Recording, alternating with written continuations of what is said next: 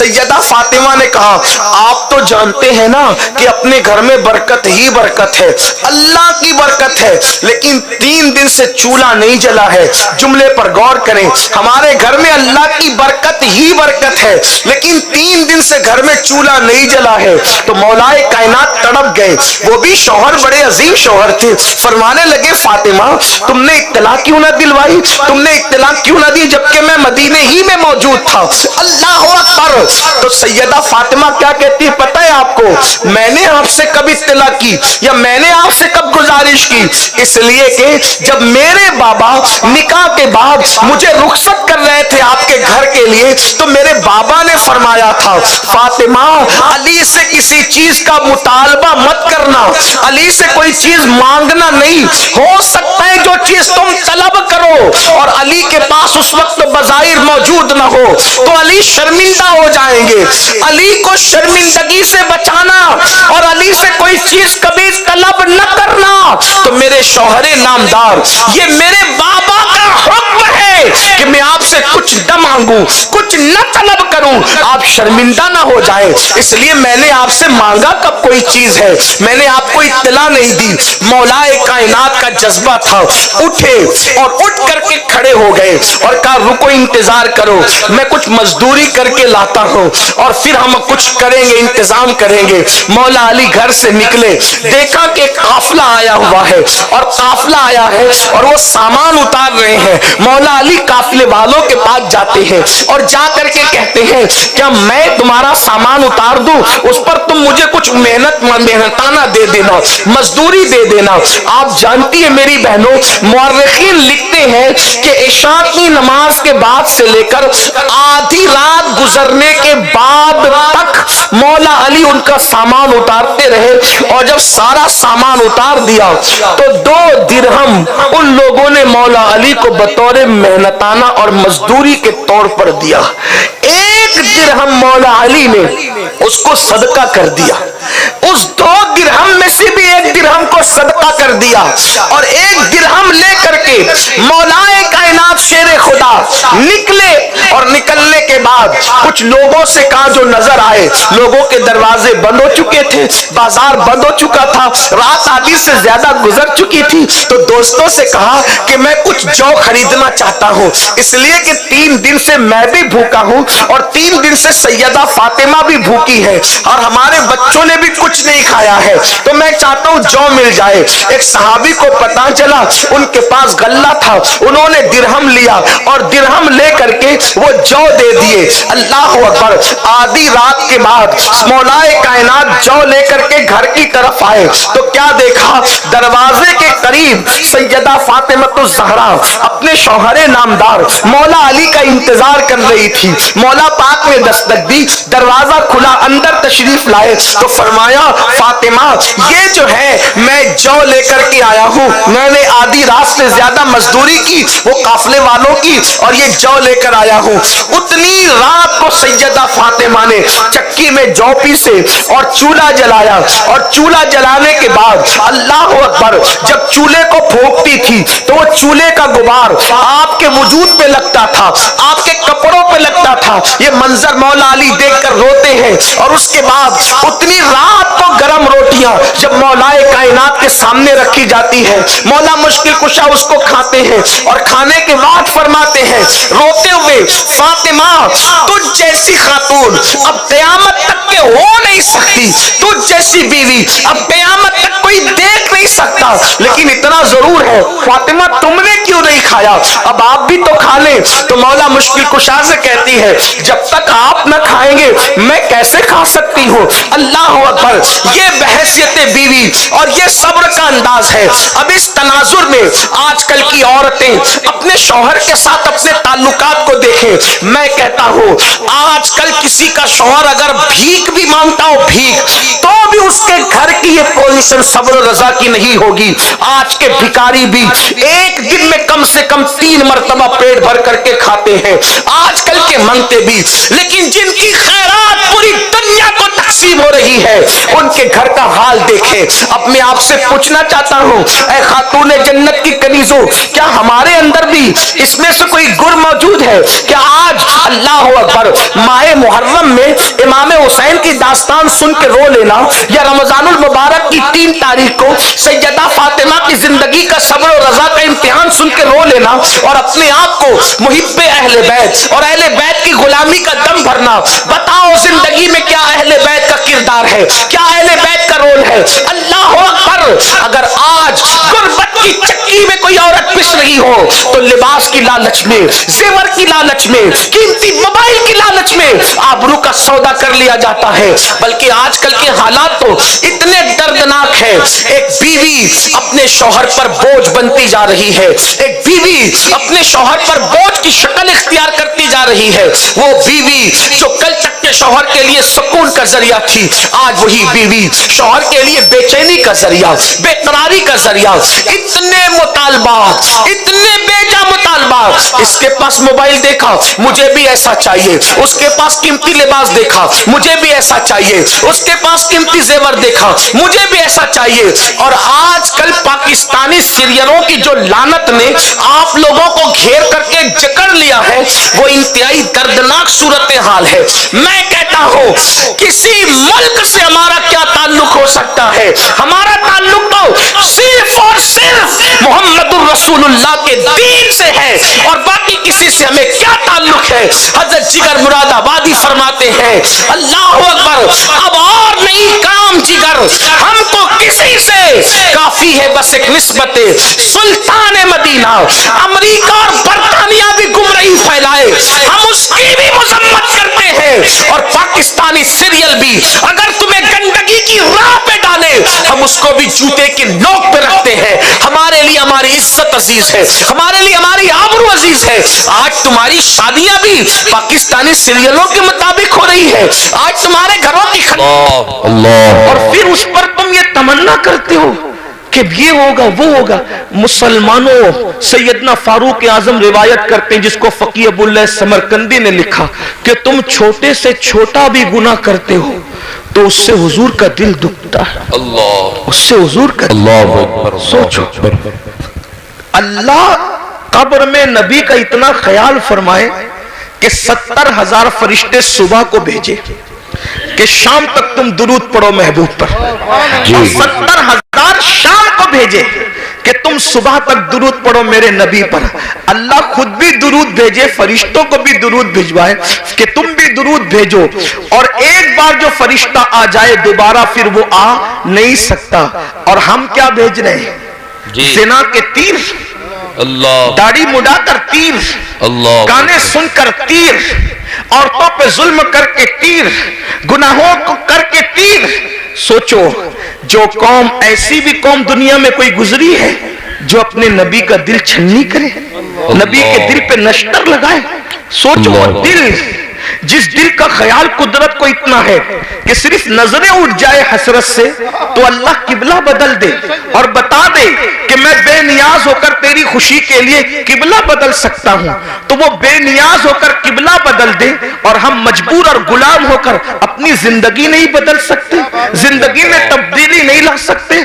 हजारों की महफिलें जमा हो रही है तकरीर सुनने के लिए, जिंदगी बदलने कितने आ रहे हैं, जिंदगी तब्दील करने कितने आ रहे हैं। बस इतना ही अर्ज करना चाहता हूं, यही तो हमारा रोना है कि हम सबके दिल का ख्याल करते हैं। दुकान बंद करके शादी में क्यों जा रहे हो? पता है यार, दोस्त के बेटे की शादी है, मेरा यार नाराज ना हो जाए।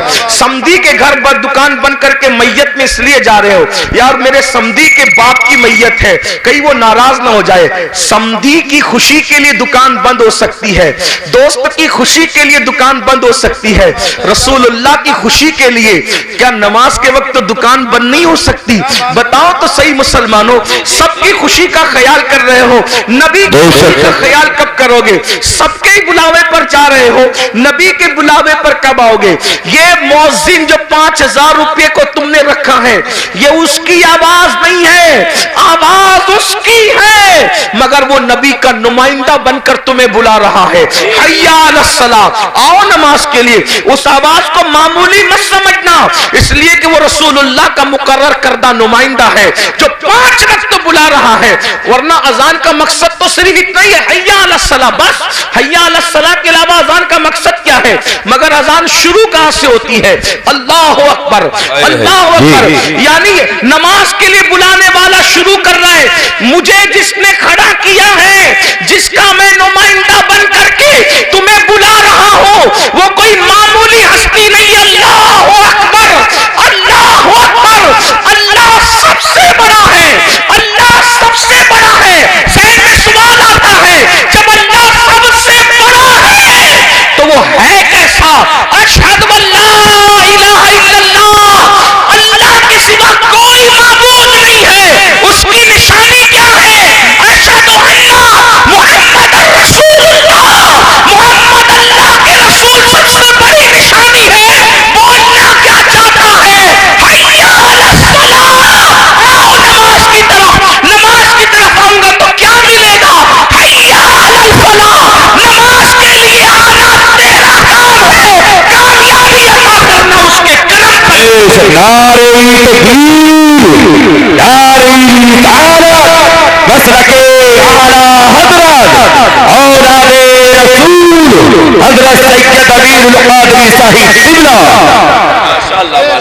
بحیثیت مسلمان ہمارا یہ بنیادی عقیدہ ہے کہ مرنے کے بعد ہمیں اٹھایا جائے گا. یہ عقیدہ اتنا واضح ہے کہ تقریباً 70% قرآن اسی کی وضاحت کر رہا ہے. تقریباً قرآن مقدس کا 1/3 حصہ، قرآن مقدس کی 70% آیتیں اس عقیدہ آخرت کے بارے میں بار بار اس کو دہرا رہا ہے. اور مکے کے لوگ اسی کے منکر تھے. وہ ہڈیاں اٹھا کر کے لاتے اور کہتے کہ کیا محمد عربی کہتے ہیں کہ ان کے اندر جان پڑ جائے گی؟ جو ہڈیاں پگھل چکی ہیں زمین کے اندر، کیا ان کو پھر سے دوبارہ زندہ کیا جائے گا؟ قرآن نے الگ الگ رنگ میں مرنے کے بعد اٹھنے کی دلیلیں پیش کی. ایک مقام پر تو یہ فرمایا کہ جس نے پہلی مرتبہ پیدا کیا اس کو دوسری مرتبہ پیدا کرنے میں کیا حرج ہے؟ پہلی مرتبہ بھی تو اسی نے پیدا کیا. بلکہ کہیں پر فرمایا کہ تم لوگ انکار کرتے ہو، کیف تکفرون باللہ اموات، کہ تم انکار کرتے ہو، اللہ کا انکار کرتے ہو جبکہ تم مردہ تھے، جبکہ تم مردہ تھے. پھر اللہ رب العزت دلیل دیتا ہے کہ پھر اس نے تمہیں زندہ کیا اور پھر تمہیں مارے گا، اور اللہ تبارک و تعالی پھر تمہیں زندہ فرمائے گا. الگ الگ انداز سے قرآن مقدس نے جو ہے وہ باس بادل موت کے عقیدے کو بہت وضاحت کے ساتھ بیان فرمایا. اور یہ ہمارا بنیادی عقیدہ ہے. جیسے اللہ کا انکار کرنے والا مسلمان نہیں رہ جاتا، ویسے مرنے کے بعد اٹھائے جانے کا انکار کرنے والا بھی مسلمان نہیں رہ جاتا.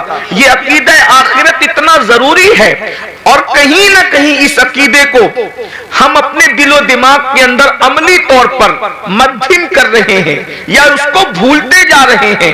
پوری دنیا کے اندر آپ جائزہ لے لیں کہ جتنے بھی جرائم ہیں، جتنے بھی گناہ ہیں، سب کا جو بنیادی طور پر اس کی وجہ اگر نظر آئے گی تو یہ کہ انسان مرنے کے بعد اٹھائے جانے کا جو بنیادی عقیدہ ہے اس کو بھولتا جا رہا ہے، اس کو فراموش کرتا جا رہا ہے. اگر دنیا کے اندر بدکاری عام ہو رہی ہے تو کہیں نہ کہیں سب سے بڑی وجہ یہ ہے کہ مرنے کے بعد اٹھنا اور اٹھنے کے بعد جواب دینا، اس کا عقیدہ کہیں نہ کہیں دلوں کے اندر مدھم پڑتا جا رہا ہے، اس لیے کہ جب ایک انسان یہ سوچ لے، اللہ اکبر، صرف ایک چھوٹا سا بچہ یہ سوچ لے کہ میرے امتحان ہونے والے ہیں، تو بچہ بھی بزرگوں سے ملتا ہے، وہ بچہ جس کا پورا عقیدتوں کا محور چاکلیٹ ہے، جس کی پوری محبتوں کا محور کھلونا ہے، لیکن جب امتحانات کے دنوں میں ملتا ہے تو اپنے بزرگوں کو کہتا ہے دعا کریے کہ میں پاس ہو جاؤں، دعا کریے کہ مجھے کامیابی مل جائے۔ مجھے بتائیں اگر امتحان پر یقین ایک چھوٹے سے بچے کو ہو جائے تو وہ بچہ بھی اس کی فکر کرنے لگتا ہے کہ نتیجہ کیا آئے گا۔ مسلمانوں بتاؤ تو صحیح، اگر بچے کو امتحان کا یقین ہو جائے اور فیل ہونے اور پاس ہونے کے فوائد اور نقصانات پتہ چل جائے تو وہ بچہ پوری طاقت جھونک دیتا ہے کہ میں کسی طرح سے امتحان میں کامیاب ہو جاؤں۔ چھوٹے بچے امتحان کے دنوں میں کھیلنا کودنا چھوڑ دیتے ہیں، راتوں کو اسٹڈی کرنے لگتے ہیں، رات جگنا شروع کر دیتے ہیں۔ اللہ اکبر، کیا ہم اپنے بچوں سے بھی غیر گزرے ہو گئے؟ انہیں امتحان کے خیال نے کھیلنے سے باز رکھا ہے، انہیں امتحان کے خیال نے کودنے سے باز رکھا ہے، انہیں امتحان کے خیال نے سونے سے باز رکھا ہے۔ مسلمانوں، اپنا بھی تو ایک امتحان ہونے والا ہے، اور امتحان لینے والا ایگزامینر کون ہے؟ وہ اللہ رب العزت ہے، اور وہ خود فرماتا ہے اَيَحْسَبُ الْإِنسَانُ أَن يُتْرَكَ سُدًى، کیا انسان یہ تصور کرتا ہے کہ اس سے حساب نہیں لیا جائے گا؟ نہیں، بلکہ انسان اس سے حساب لیا جائے گا۔ اللہ اکبر، اندازہ فرمائے، اور حساب کون لے گا؟ اللہ تبارک و تعالی، دنیا کا ایگزامینر اللہ اکبر رشوت لے کر کے انسان کو چھوڑ سکتا ہے، دنیا کا ایگزامینر دباؤ میں آ کر کے کچھ نمبرات بڑھا سکتا ہے، لیکن وہ ایگزامینر تو ایسا ہے، اللہ اکبر، اس کی شان بے نیازی کا اندازہ کرو۔ اب ذرا توجہ فرمانا، اس کی شان بے نیازی کا اندازہ کرو، وہ کیسا امتحان لینے والا ہے، وہ کیسا سوال پوچھنے والا ہے، وہ کیسا حساب لینے والا ہے۔ اللہ اکبر، کہ اگر معصوم شجر ممنوعہ کو ہاتھ میں لے لے تو وہ اس معصوم سے اپنی غیرت کی بنیاد پر اس کے کپڑے بھی واپس لے لیتا ہے، اس کو جنت سے بھی نکال دیتا ہے، اور اللہ اکبر، پھر وہ معصوم 200 سال تک کے دعائیں کرتا ہے، پکارتا ہے، تو شان بے نیازی کا عالم یہ ہے کہ اس کو 200 سال تک جواب بھی نہیں دیا جاتا۔ اللہ، اہل سنت کے اعتبار سے ہمارا عقیدہ یہ ہے کہ اللہ آدم سے ناراض نہ ہوا تھا، حضرت آدم نے کوئی خطا بھی نہیں کی تھی، حضرت آدم نے کوئی گناہ بھی نہیں کیا تھا، بلکہ آدم سے تو لغزش پیغمبرانہ واقع ہوئی تھی، لغزش معصومیت واقع ہوئی تھی، اس کے باوجود بھی اس پہلے انسان کو جنت سے نکال کر کپڑے واپس لے کر، ذرا یہاں پر میں آپ سب کی توجہ چاہتا ہوں، ابن عباس سے لے کر مفتی احمد یار خان نعیمی تک آپ کسی کی بھی تفسیر اٹھا کر کے پڑھ لیں، حضرت آدم کو صرف جنت سے باہر نہیں کیا گیا بلکہ جنت کا لباس بھی واپس لے لیا گیا۔ تھوڑی دیر ذرا توجہ کریں، جس کو مسجود ملائکہ بنایا جاتا ہے، جس کو اپنے ہاتھوں سے تخلیق کیا جاتا ہے، جس کی تخلیق اپنے ہاتھوں سے کی جاتی ہے، جب غیرت پر آتے ہیں اور شان بے نیازی کا اظہار کرتے ہیں تو کپڑے تک واپس لے لیتے ہیں، تاکہ آگاہ ہو جاؤ، ہمارے رحیم و کریم ہونے پر دھوکہ مت کھانا، ہماری غیرت کا بھی اندازہ کر لو۔ جب معصوم مسجود ملائکہ بنانے کے بعد جنت سے باہر جا رہے ہیں، اور صرف جنت ہی سے نہیں جا رہے ہیں بلکہ کپڑے بھی واپس دیے جا رہے ہیں، تو بتاؤ تمہاری حیثیت کیا ہے، تمہارا کیا انجام ہوگا، تم کہاں رہو گے؟ اور پھر کوئی خطا بھی نہیں ہے، کوئی گناہ بھی نہیں ہے، لغزش پیغمبرانہ ہے، اس پر جب غیرت کا اظہار یہ ہے۔ اب مجھے بتاؤ میرے بھائیوں، جو لوگ زنا کرتے ہیں اور زنا کے بعد وہ اس خوش فہمی میں مبتلا ہیں کہ نہیں مولانا، اللہ کریم ہے، اللہ رحیم ہے، وہ ہمیں جنت ہی میں داخل فرمائے گا۔ کوئی لڑکوں کے ساتھ بدکاریاں کرتے ہیں اور پھر یہ تصور کرتے ہیں کہ مولانا اللہ تو بخشنے والا ہے، وہ رحیم و کریم ہے۔ جو لوگ سود کے دھندے کر کے حرام لقمہ اپنے پیٹ میں ڈالتے ہیں، پھر بھی ان کا خیال یہ ہے کہ اللہ رحیم و کریم ہے، وہ ہمیں بخش دے گا، تو وہ یہ لوگ یہ سب چیزیں نہیں دیکھتے کیا کہ اللہ رب العزت نے इंसान जो तमाम नबियों का बाबा है, जो तमाम वलियों का बाबा है, जो तमाम सहाबा का बाबा है, यानी सारे इंसानों के जो बाप हैं, उनके साथ इजहार गैरत करके हमें मुतनब्बे फरमाया, हमें तंबीह फरमाई कि हमारी शान बेनियाजी का अंदाजा करो। वही अल्लाह हमसे हिसाब लेगा, रब तबारक व तआला हिसाब लेगा।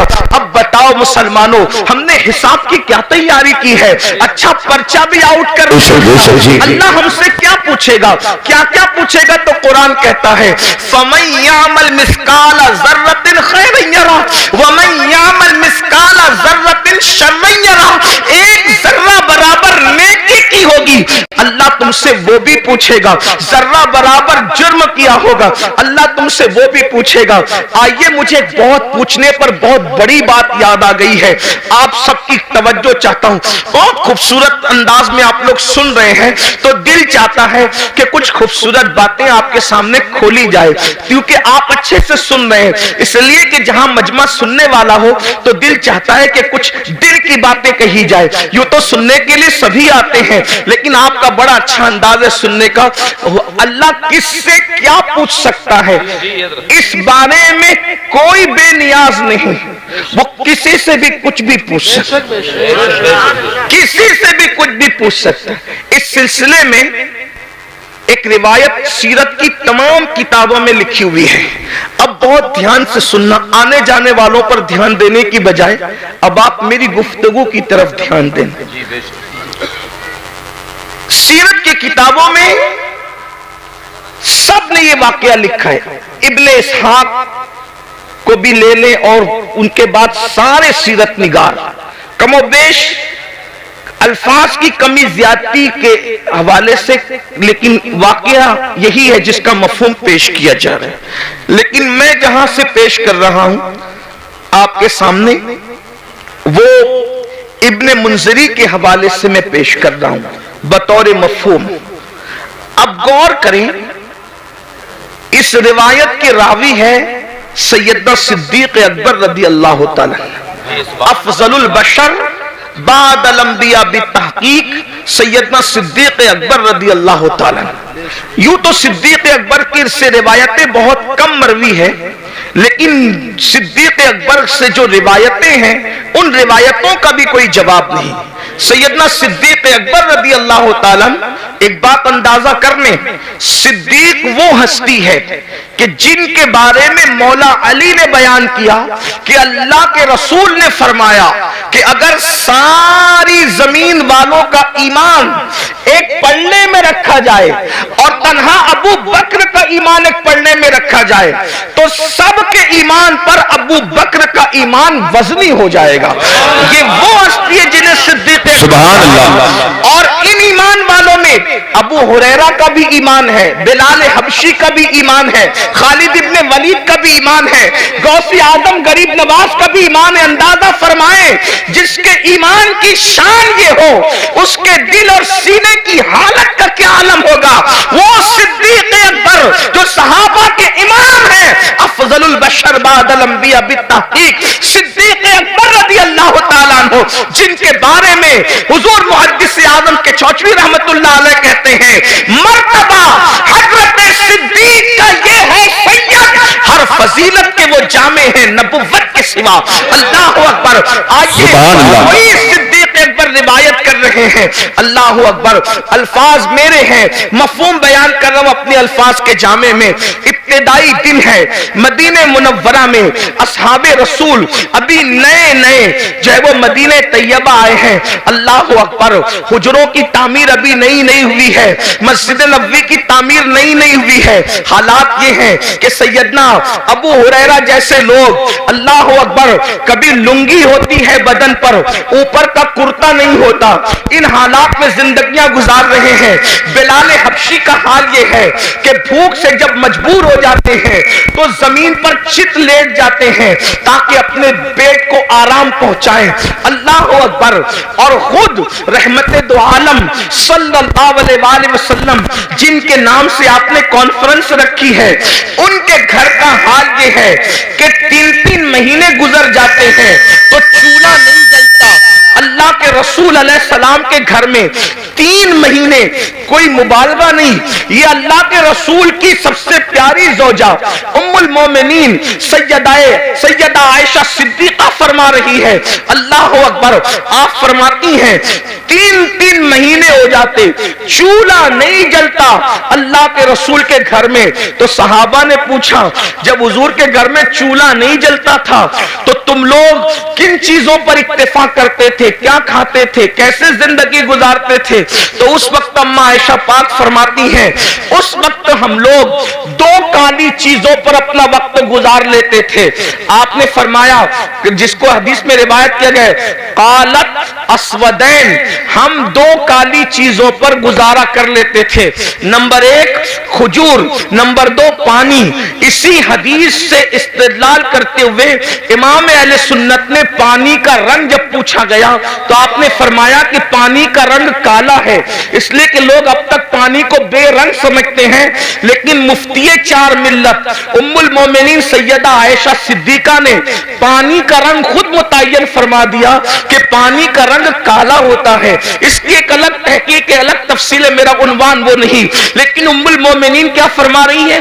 ہم 2 کالی چیزوں پر اکتفا کر لیا کرتے تھے، کھجور اور پانی۔ اللہ اکبر۔ اب آئیے اللہ اللہ، حضور کے گھر کا یہ حال ہے۔ اس سے میں اپنے جوانوں سے یہ بھی کہنا چاہتا ہوں، یہ جو یو پی کی زمین پر 5 وقت دیہات میں اذان گونج رہی ہے، بہار، بنگال، شام، یمن، یہ جو زمینوں پر دیہاتوں میں بھی آواز اذان کی گونج رہی ہے، اس میں حضور علیہ السلام کی محنتیں کتنی ہیں؟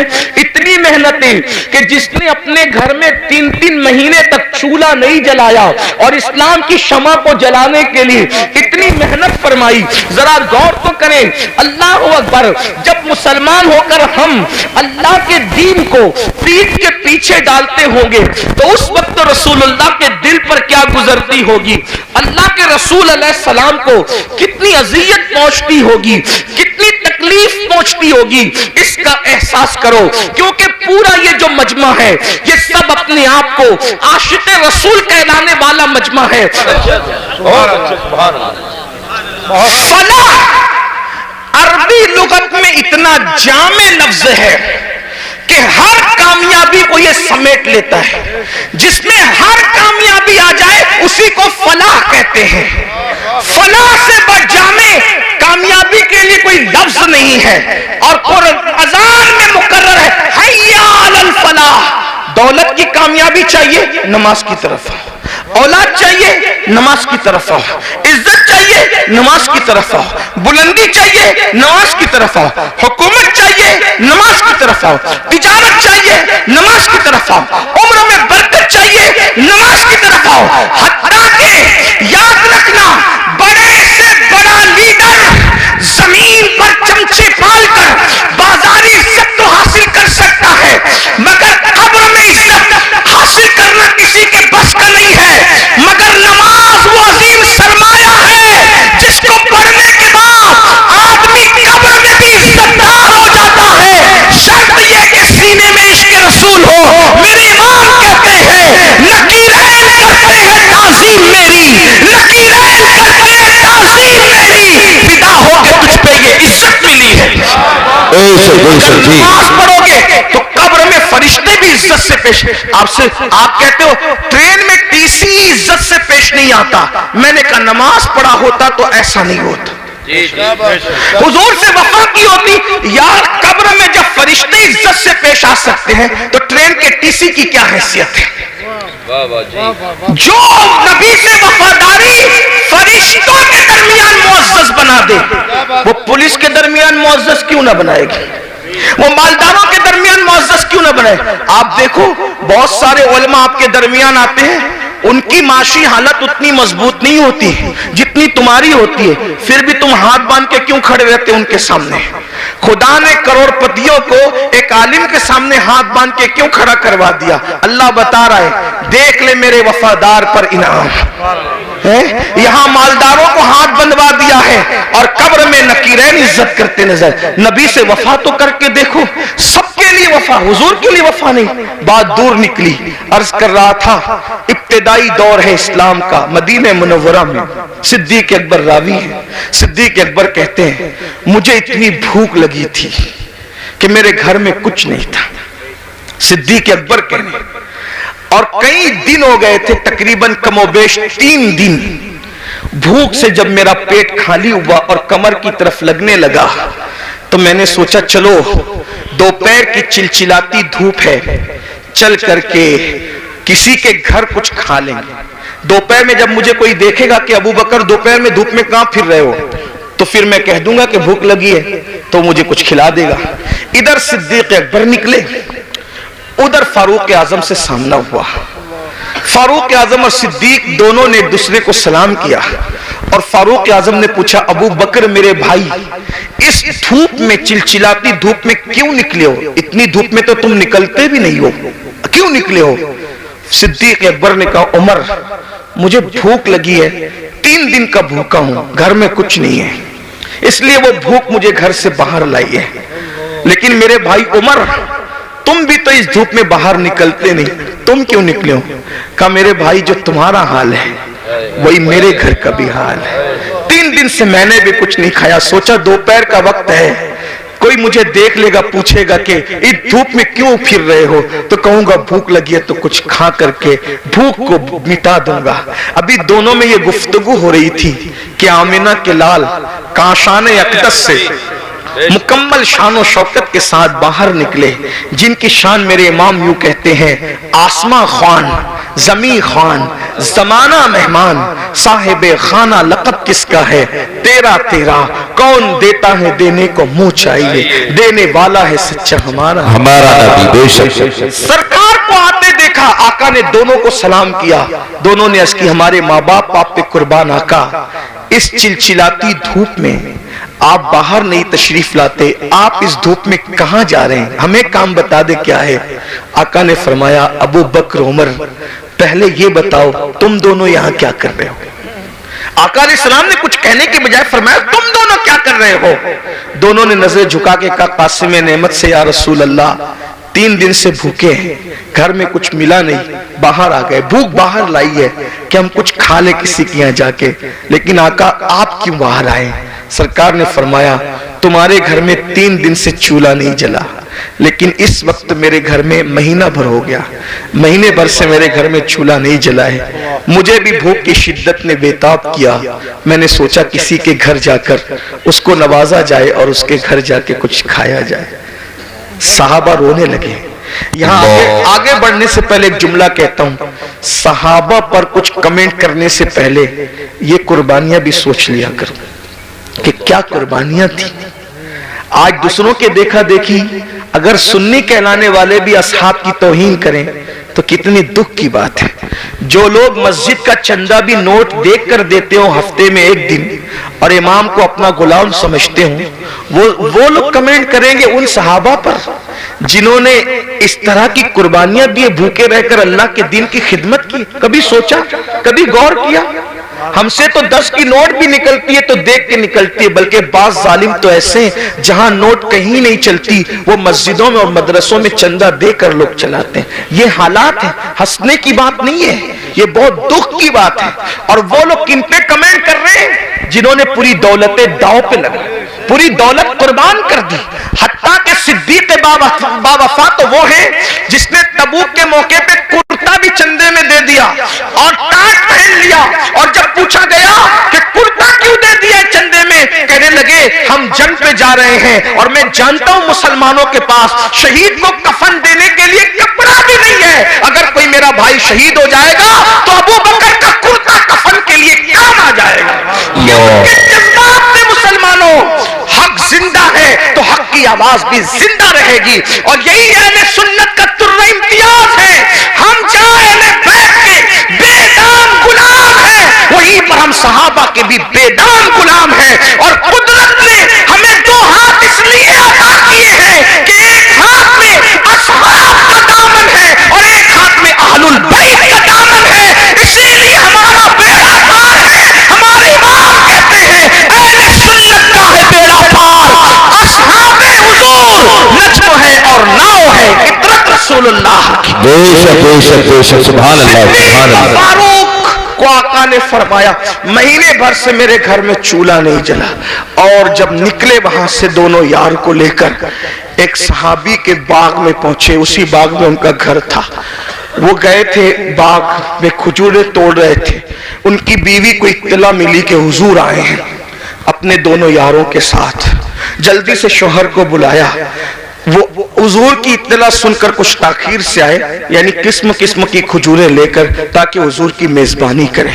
حضور کے آگے کھجوریں رکھ دی اور آقا سے عرض کیا آقا تھوڑی دیر انتظار کریں میں بھی کھانا بناتا ہوں۔ جلدی سے بکری ذبح کی، اور بکری ذبح کرنے کے بعد جو وہ بوٹیاں روٹیاں جو کی سامنے رکھا، اللہ کے رسول نے روٹیاں اور بوٹیاں دیکھی تو دیکھنے کے بعد کھانا دیکھتے رہ گئے، قاسم نعمت کھانے کو کچھ دیر تک دیکھتے رہ گئے۔ صحابہ نے اس کی آقا جو ہے وہ شروع فرمائے، کھانے کا آغاز فرمائے، تو آقا نے اس صحابی جس کے گھر میں حضور بیٹھے تھے کہا اگر اجازت دو، حضور دنیا کو پیغام دے رہے ہیں، فرمایا اگر اجازت دو تو اس کھانے سے کچھ نکالنا چاہتا ہوں۔ روٹی اٹھائی جو کی، اس پہ کچھ بوٹیاں رکھی اور بوٹیاں رکھ کر آنکھ میں آنسو آ گئے۔ فرمایا کہ جتنے دن سے میں بھوکا ہوں اتنے ہی دن سے میری بیٹی فاطمہ الزہرا بھی بھوکی ہے، جتنے دن سے میرے گھر میں چولہا نہیں جلا ہے اتنے ہی دن سے میری بیٹی فاطمہ کے گھر چولہا نہیں جلا ہے۔ جب یہ تازہ کھانا میرے سامنے آیا تو مجھے میری بیٹی فاطمہ الزہرا کی بھوک یاد آ گئی، ایک کام کرو پہلے اسے لے جا کر دے دو، میری بیٹی کھا لے، اس کے بعد میں کھاؤں گا۔ اور وہ کھانا جب سیدہ کے گھر پہنچا اس کے بعد حضور نے کھانا کھایا۔ اتنا پورا واقعہ اتنا لمبا چوڑا بیان کرنے کے لیے ایک ہی وجہ تھی کہ ایک جملہ بیان کرنا تھا۔ حضور نے وہ کھانا کھایا اور کھانے کے بعد پھر حضور کی آنکھ میں آنسو آ گئے، حضور رو پڑے۔ صحابہ نے پوچھا یا رسول اللہ جب بھوکے تھے تو نہیں روئے آپ، اور آپ اب کھانا کھا کے کیوں رو رہے ہیں؟ بھئی رونا تو آدمی کو بھوکے پیٹ آئے گا نا کہ میرے پاس کھانا نہیں ہے، کھا کے رونے کا مطلب کیا؟ اب آقا نے جو فرمایا یہی ایک جملہ پڑھنے کے لیے اتنا بڑا واقعہ میں نے پیش کیا، غور سے سننا۔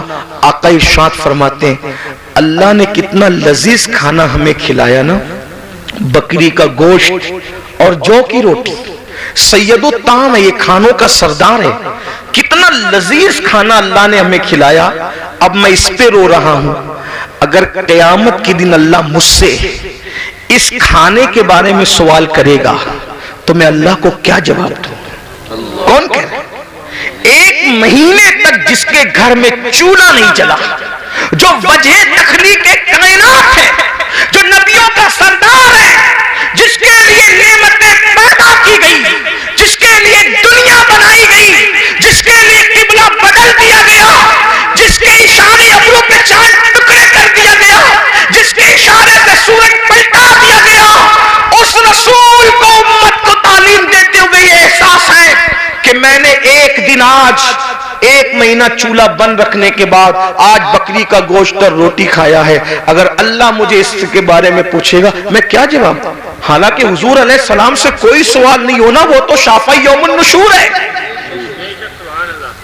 انہی کے اشاروں پر لوگ بخشے جائیں گے۔ میرے امام کہتے ہیں میں کیا، میرے احیاء کی حقیقت کتنی، مجھ سے سولاد تو کافی ہے، اشارہ تیرا سے پتا سا اڑا جاتا ہے، ورنہ ہلکا صحیح بھاری ہے بھروسہ تیرا۔ رسول علیہ السلام کو یہ احساس تعلیم امت کے لیے بے چین کر رہا ہے، اللہ مجھ سے پوچھے گا تو میں کیا جواب دوں گا؟ بتاؤ میرے بھائیوں، ایک دن میں 2 مرتبہ کپڑے بدلتے ہو، 3 مرتبہ پیٹ بھر کے کھاتے، میں منع نہیں کر رہا ہوں، کھانے کے لیے منع نہیں کر رہا ہوں، کپڑے پہننے کے لیے بھی منع نہیں کر رہا ہوں، لیکن اتنا ضرور کہنا چاہتا ہوں جس کھانے کے رنگ میں ڈوب کر رزاق کو بھول گئے ہو، جن کپڑوں کے غرور میں اللہ کو بھول گئے ہو، وہ ہم سے پوچھے گا اور وہ ہم سے سوال کرے گا۔ کبھی سوچا ایک ہفتے کا حساب اگر اپنا پیر لے لے تو ہم ہفتے بھر کا حساب پیر کو نہیں دے سکتے. جب اللہ پوری زندگی کا حساب ہم سے لے گا تو اللہ کو کیا جواب دیں گے؟ جو کچھ کر رہے ہو فرشتے لکھ رہے ہیں، جو کچھ بول رہے ہو فرشتے لکھ رہے ہیں، اور یہ سارا نام اعمال جمع ہو رہا ہے، اور یہ سارا نام اعمال قیامت کے دن ہمارے ہاتھ میں دیا جائے گا، اور اللہ فرمائے گا اقرا کتابک، پڑھ اپنا نام اعمال. جو لوگ راتوں کو زنا کی فلمیں دیکھتے ہیں تھوڑی دیر کے لیے وہ تصور کریں کہ اللہ کا سامنا ہوگا جیسا کہ اس کی شان ہے. یہ پڑھ سکو گے کہ میں نے فلاں تاریخ کو فلاں رات 3 گھنٹے تک زنا کی فلم دیکھی تھی خدا کے سامنے؟ وہ تو آمنے سامنے سے پاک ہے، لیکن صرف اس کی جیسی شان ہے، خدا کا سامنا ہے. یہ پڑھ سکو گے کہ میں نے لڑکوں کے ساتھ بدفعلیاں کی تھی؟ سوچو، توجہ کرو. حدیث پاک تو یہ ہے لڑکوں کے ساتھ بدفعلی کرنے والا کہیں بھی مرے. اللہ نے کچھ فرشتے ایسے پیدا کیے جن کی چونچ ہے پرندوں کی طرح، کہیں بھی مرتا ہے اس کو اٹھاتے ہیں اور اٹھا کر وہاں لے جا کر پھینک دیتے ہیں جہاں قوم لوط پر عذاب آیا تھا. یہ گندی فلمیں یہی طرف آپ کو لے جا رہی ہے، گندی فلمیں آپ کو یہی گندگی کی طرف لے جا رہی ہے. آپ کو احساس نہیں ہے، آپ تو سوچو رات ہے کون دیکھ رہا ہے، اکیلا ہوں کون دیکھ رہا ہے. اللہ ارشاد فرماتا ہے ہوا معکم اینما کنتم، تو جہاں کہیں ہے اللہ تیرے ساتھ ہے. اور کتنا ساتھ ہے تو کہتا ہے نحن اقرب الیہ من حبل الورید، اللہ تیری شہرک سے زیادہ قریب ہے. اور ایک مقام پہ فرماتا ہے ان اللہ کان علیکم رقیبا، اللہ تم پر کڑی نگرانی فرما رہا ہے. مسلمانوں ذرا سوچو، حلال غذا سید العالمین وجہ تخلیق کائنات کھا لے تو روئے، اس کے بارے میں اللہ کو جواب کیا دوں گا؟ ہم تو گناہ کر رہے ہیں اور ہمیں احساس ہی نہیں. اللہ کو حساب بھی دینا ہے، اللہ کو جواب بھی دینا ہے. امام اہل سنت اعلی حضرت جیسی شخصیت کہتی ہے کریم اپنے کرم کا صدقہ لئی میں بے قدر کو نہ شرما، تو اور رضا سے حساب لینا، رضا بھی کوئی حساب میں ہے. اندازہ تو فرمائیں مسلمانوں، ہم اپنے آپ کو دھوکہ دے رہے ہیں، ہم اپنے آپ کو تباہ کر رہے ہیں، ہم اپنے آپ کو برباد کر رہے ہیں. آئیے گفتگو کو سمیٹتے ہوئے، دستار بندی بھی ہونی ہے، میں جلد اپنی گفتگو کو سمیٹوں گا. کون کون لوگ ہیں، کون کون لوگ ہیں، کون لوگ ہیں جو حساب کو یاد کر کے روتے رہے، حساب کو یاد کر کے روتے.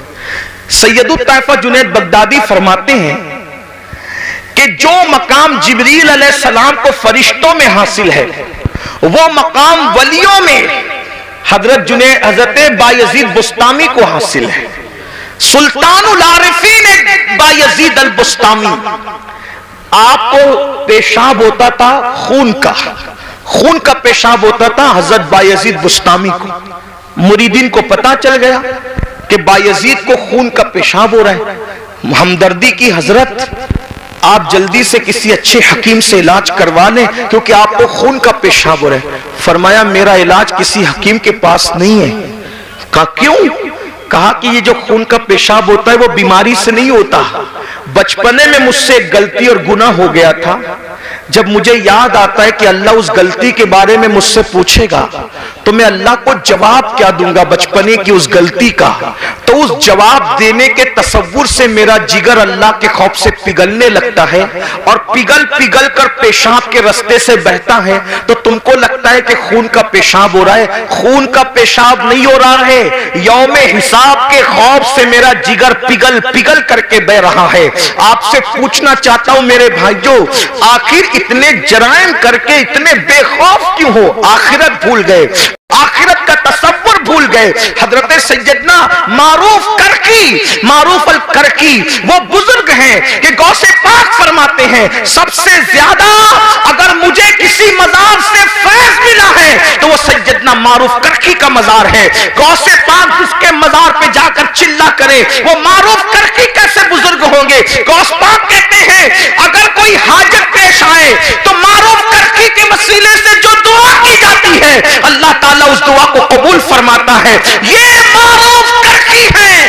فرماتے ہیں 40 سال ہو گئے میں نے آسمان کی طرف کبھی نظر نہیں اٹھائی، 40 سال سے۔ لوگوں نے پوچھا کیوں؟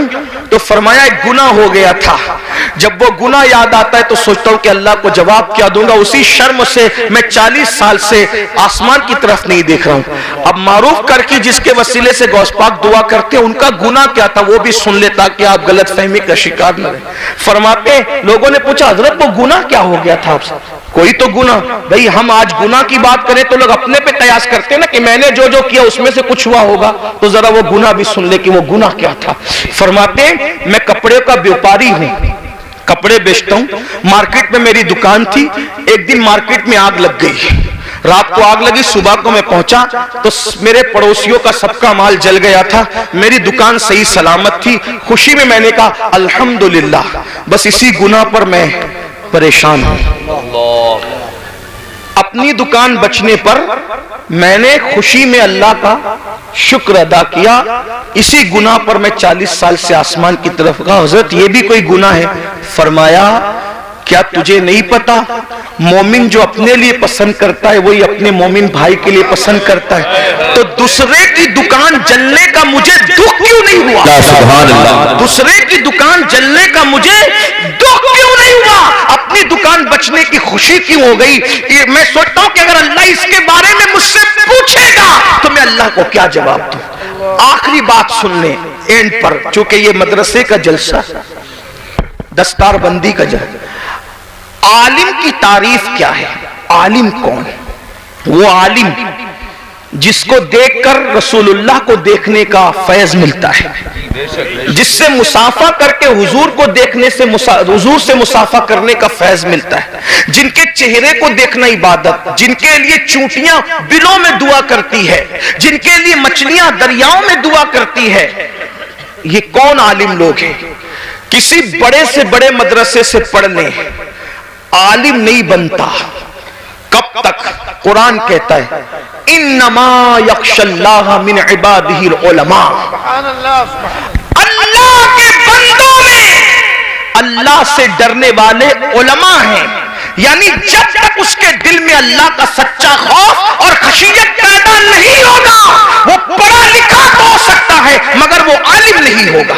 عالم ہونے کے لیے دل میں اللہ کا خوف ہونا ضروری، اور جو جتنا بڑا عالم ہوگا وہ اتنا زیادہ اللہ سے ڈرنے والا ہوگا، اس کے دل میں اتنا اللہ کا خوف ہوگا۔ اب آئیے وہ جو میرے نونہال آج دستار بندی پائیں گے، ان کو بھی ایک پیغام اور آپ کو بھی، اپنے زمانے کے وہ بڑے عالم جن کو دنیا امام الائمہ، سراج الامہ، کاشف الغمہ، نعمان بن ثابت یعنی امام اعظم ابو حنیفہ کے نام سے ہم جانتے ہیں، کروڑوں حنفیوں کا امام، اور حنفیوں میں بھی کون؟ عبداللہ ابن مبارک کا امام۔ عبداللہ ابن مبارک کون؟ امام بخاری کے دادا استاد۔ امام بخاری کے دادا استاد کا جو امام ہے اسے امام اعظم کہتے ہیں۔ کون امام اعظم؟ داتا علی حجویری کا امام۔ کون امام اعظم؟ غریب نواز کا امام۔ غریب نواز جس کے مقلد ہے وہ امام اعظم۔ محبوب الہی جس کے مقلد ہے وہ امام اعظم۔ صابر کلیر جس کے مقلد ہے وہ امام اعظم۔ یہ شان ہے میرے امام اعظم کی۔ امام اعظم کے بارے میں آیا کہ جب وہ قرآن پورا کرتے تھے تو ندا آتی تھی ہم نے قبول کیا، تجھے بخش دیا، تیرے ماننے والوں کو بھی بخش دیا۔ یہ امام اعظم ابو حنیفہ۔ ایک مرتبہ آپ نے نماز پڑھائی، امام اعظم نے نماز پڑھائی، اور نماز میں آپ نے سورہ زلزال کی تلاوت کی۔ اذا زلزلت الارض زلزالها واخرجت الارض اثقالها وقال الانسان ما لها يومئذ تحدث اخبارها بان ربك اوحى لها۔ یہ سورہ مبارکہ پڑھی اور قیامت کا اور یوم حساب کا منظر یاد آ گیا تو امام اعظم ابو حنیفہ کی آنکھوں میں آنسو آ گئے، اور جب اس پر پہنچے فَمَن يَعْمَلْ مِثْقَالَ ذَرَّةٍ خَيْرًا يَرَهُ وَمَن يَعْمَلْ مِثْقَالَ ذَرَّةٍ شَرًّا يَرَهُ۔ ایک ذرے کے برابر نیکی کی ہوگی اللہ تجھے وہ بھی دکھا دے گا، ذرے برابر برائی کی ہوگی اللہ وہ بھی دکھا دے گا۔ رو پڑے، اور جب سلام پھیرا نماز پوری کی تو داڑھی پکڑ کر کہتے اللہ نعمان کے بڑھاپے پہ رحم کر دے، تو نعمان سے کیا پوچھے گا اور نعمان تجھے کیا جواب دے گا؟ لیجیے ہماری محفل کے خصوصی خطیب، ہمارے قائد، ہمارے امیر، نعرہ تکبیر، نعرہ رسالت، مسلکی اعلیٰ حضرت علماء اہل سنت حضرت علامہ مفتی شاکر رضا نوری، حضرت علامہ مفتی شاکر رضا نوری، نعرہ تکبیر، نعرہ رسالت، علماء اہل سنت.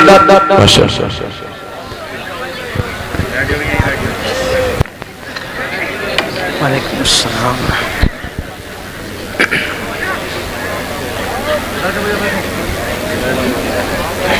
تشریف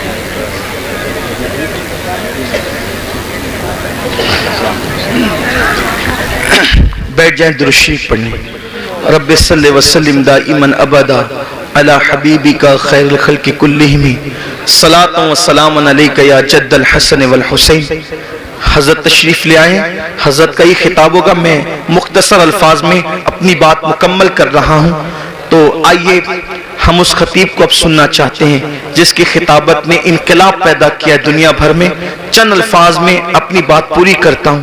جب آپ نے یہ سورہ مبارکہ کا اختتام پڑھا، فَمَن يَعْمَلْ مِثْقَالَ ذَرَّةٍ خَيْرًا يَرَهُ وَمَن يَعْمَلْ مِثْقَالَ ذَرَّةٍ شَرًّا يَرَهُ، ذرے برابر اگر تو نے نیکی کی ہوگی اللہ تجھے وہ بھی دکھائے گا، ذرہ برابر برائی کی ہوگی اللہ تجھے وہ بھی دکھائے گا. اور پھر آپ رو پڑے، پوری نماز روتے ہوئے گزاری، اور جب آپ نماز مکمل کر چکے لوگ اٹھ کر کے چلے گئے تو آپ نے داڑھی پکڑ کر کے کہا اللہ نعمان کے بڑھاپے پہ رحم فرما، تو نعمان سے کیا پوچھے گا اور نعمان تجھے کیا جواب دے گا. اسی طرح روتے رہے. مسجد کے جو مؤذن تھے وہ چراغ جب وہ بجھانے کے لیے، دروازہ بند کرنے کے لیے بار بار آتے جاتے رہے. آپ کے موٹے موٹے آنسو فرش پر ٹپکتے اور اسی طرح آپ روتے رہتے. بالآخر جب پوری رات رونے میں گزر گئی اور اس کے بعد صبح کا وقت آیا، فجر کے وقت کا آغاز ہو گیا، فجر کے وقت کی ابتدا ہو گئی، تو پھر اس کے بعد مؤذن جو آپ کا شاگرد بھی تھا آ کے لوٹنے کا سوال ہی پیدا نہیں ہوتا. جب اس کے پیروں کی آہٹ سن کر آپ نے اللہ اکبر مڑ کر کے دیکھا تو شاگرد کھڑا تھا. اس سے فرمایا کہ یہ بتا کیا مسجد بند کرنے کا وقت آ گیا؟ تو شاگرد کہتا ہے حضور مسجد بند کرنے کا نہیں، اب تو مسجد کے دروازے کھولنے کا وقت آ گیا. صبح ہو گئی ہے، فجر ہو گئی ہے، اور آپ رات بھر جو ہے وہ روتے رہے، آنسو بہاتے رہے. میں آتا رہا جاتا رہا، آتا رہا جاتا رہا. تو امام اعظم فرماتے ہیں کیا تو نے مجھے روتے ہوئے دیکھ لیا؟ تو وہ کہتا ہے حضور آپ پوری رات رو رہے تھے. فرمایا تجھے اللہ کی قسم دے کر کہتا ہوں جب تک میں زندہ رہوں اس وقت تک یہ واقعہ تو کسی سے بیان مت کرنا.